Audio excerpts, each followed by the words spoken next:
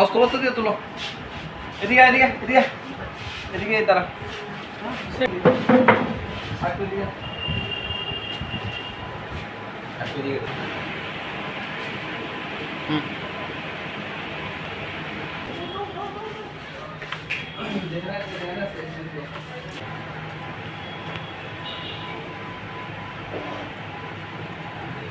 আগামীকালকে দেওয়ালি, কালী পুজো।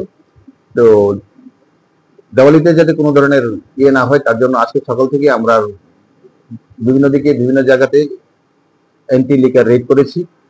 তো anti liquor রেডের মধ্যে 3টা স্থান থেকে আমরা প্রচুর পরিমাণে ফরেন লিকার সিজ করেছি, সাথে 3 জন ফরেন লিকার সেলারকেও আমরা অ্যারেস্ট করেছি।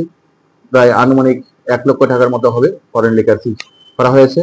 তো এগুলো আজকে হয়েছে এবং এখনো চলছে, রাত্রেবেলাও চলবে এবং আগামীকালকেও আমরা এগুলো করবো, যাতে দেওয়ালির অনুষ্ঠান পিসফুলি যায়, কোনোখানে কোনো অ্যাটলিস্ট নিউসেন্স যাতে না হতে পারে, এটা আমরা লক্ষ্য রাখছি।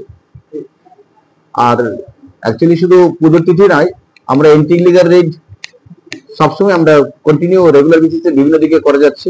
অ্যান্টি এবং এন্টি ড্রাগ আমরা রেড করব, যাতে কোনো ধরনের নেশা থেকে যাতে মানুষকে ইয়ে করতে পারি, তার জন্য আমরা প্রতিনিয়ত চেষ্টা করছি।